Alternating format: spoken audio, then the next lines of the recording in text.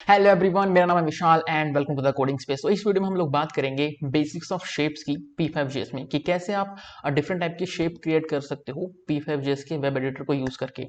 तो हमारे पास बहुत सारे शेप्स के ऑप्शन मिलते हैं, जैसे कि आपको मिलता है ellipse, circle, square, rectangle, line.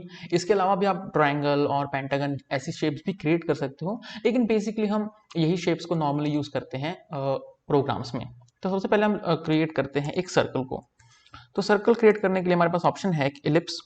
Ellipse एक फंक्शन है और इसके लिए हमें 4 आर्ग्यूमेंट्स चाहिए होती हैं। सबसे पहले चाहिए इसके लिए हमें एक्स पोजीशन, उसके बाद हमें चाहिए इसके लिए वाई पोजीशन, उसके बाद चाहिए हमें मेजर और माइनर डायमीटर। लेकिन अगर आप एक सर्कल क्रिएट करना चाहते हो तो आप एक ही फुल विड्थ दे सकते हो, फुल डायमीटर दे सकते हो, तो आपको एक सर्कल क्रिएट करके दे देगा।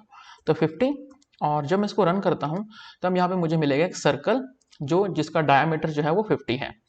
अभी P5JS ने एक नया अपडेट लॉन्च किया था जिसके अंदर हमें एक इनबिल्ट सर्कल फंक्शन मिलता है, जिसके अंदर आपको सिर्फ और सिर्फ एक्स वाई पोजीशन देनी है।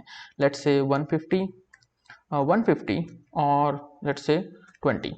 तो आपको अभी सिर्फ इलिप्स फंक्शन यूज करने की जरूरत नहीं है, आप चाहो तो डायरेक्टली सर्कल से ही एक सर्कल को क्रिएट कर सकते हो। तो ये हमारा सर्कल और इलिप्स फंक्शन। तो अब हम बात करते हैं रेक्टेंगल के लिए। तो रेक्टेंगल के लिए हमारे पास फंक्शन है रेक्ट, और इसके अंदर आपको 4 आर्ग्यूमेंट्स देने हैं, इसकी एक्स पोजीशन, इसकी वाई पोजीशन, इसकी विड्थ एंड इसकी हाइट।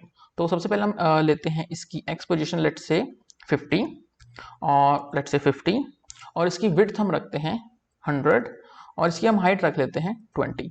तो जब मैं इसको रन करूंगा तो मुझे एक यहाँ पे एक रेक्टेंगल मिलेगा जिसकी विड्थ है 100 और इसकी हाइट है 20। अब लेकिन यहाँ पे एक इंपॉर्टेंट चीज ये समझनी है कि जब आप एक रेक्टेंगल के कोऑर्डिनेट्स को स्पेसिफाई करते हो तो वो कौन से कोऑर्डिनेट लेता है। फॉर एग्जाम्पल, जब हमने एक सर्कल को क्रिएट किया था तो हमने उसकी सेंटर पॉइंट को स्पेसिफाई किया था कि वो हमारा 200 by 200 पे है, इसीलिए वो हमारा सेंटर में है। लेकिन जब आप एक रेक्टेंगल को क्रिएट करते हो तो जो हमने 50 एंड 50 दिया है इसका एक्स वाई पोजीशन, वो ये टॉप लेफ्ट कॉर्नर का लेता है। ठीक है, आप चाहो तो एक सेंटर रेक्टेंगल भी क्रिएट कर सकते हो। इसके लिए हम यहाँ पे सेटअप फंक्शन में लिखेंगे रेक्ट मोड, और आप इसके अंदर डाल दो सेंटर, उप्स, सेंटर। तो इससे आपको जो रेक्टेंगल मिलेगा वो आपको सेंटर पोजीशन पे मिलेगा। तो अगर अब मैं इस कोड को रन करता हूं तो जो मुझे रेक्टेंगल मिलेगा वो मुझे सेंटर पे मिलेगा, जो उसका 50 एंड 50 एक्स वाई है उसको सेंटर के कॉरस्पॉन्डिंग होगा। तो इस तरीके से हम एक रेक्टेंगल को क्रिएट कर सकते हैं। अब बारी आती है एक लाइन की। तो लाइन को क्रिएट करना बहुत ईजी है। तो सबसे पहले हम लेते हैं लाइन।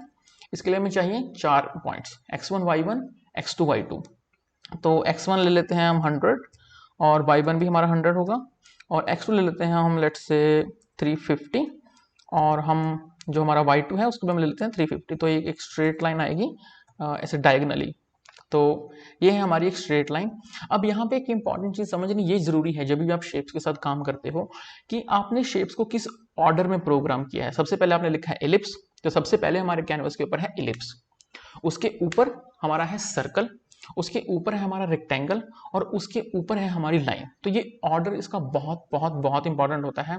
ये हमें तब यूजफुल होता है जब हम बहुत ही कॉम्प्लिकेटेड शेप क्रिएट करते हैं, बहुत ही कुछ मैथमेटिकल सिमुलेशन को यूज करते हैं। तो गाइस, ये थी एक बहुत ही छोटी सी वीडियो जिसमें मैंने आपको बेसिक शेप्स के बारे में बताया है। अगर आपको ये वीडियो अच्छी लगी तो आप इस वीडियो को लाइक कर दो और चैनल को सब्सक्राइब कर लो। Bye bye.